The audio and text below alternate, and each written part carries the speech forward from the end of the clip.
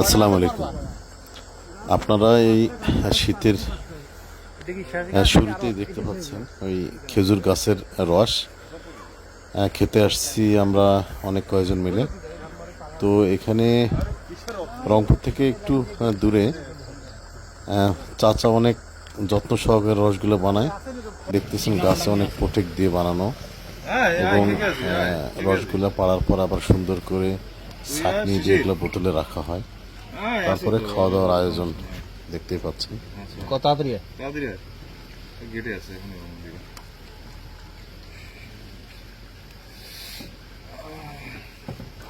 কাকা মাঝখানে আসেনি 2 সপ্তাহ ধরে জ্বর, এখন অ্যান্টিবায়োটিক চলতেছে, চলে আসছি এখন অ্যান্টিবায়োটিক চলতেছে 2 সপ্তাহ ধরে। এই শীতের প্রথম এই রসের মজাটাই আলাদা। আর এক বোতল নিয়েন।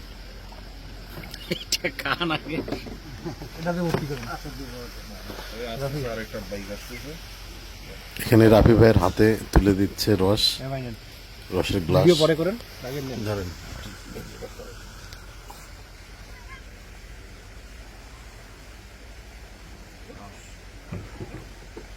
বিসমিল্লাহ। সেই মিষ্টি, চমৎকার, সেই সুন্দর।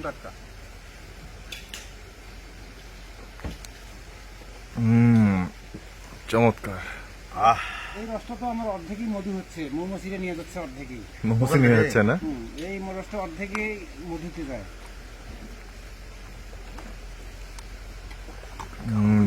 ভালো লাগবে, মিষ্টি আছে, খুব মজা লাগবে।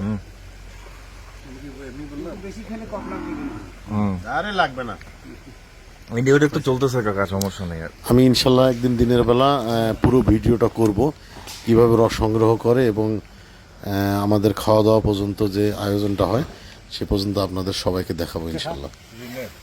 এখানে বসেন, আসেন, বসে খেতে হবে।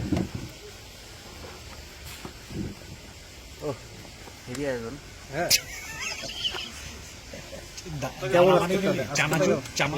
নেটের নিচে ওখানে কাকা সুন্দর করে পলিথিন লাগানো, ডাবল সব ডাবল। নেটের নিচে আরেকটা পলিথিন লাগাই ওইখানে বাদুর প্রসব করে মুখ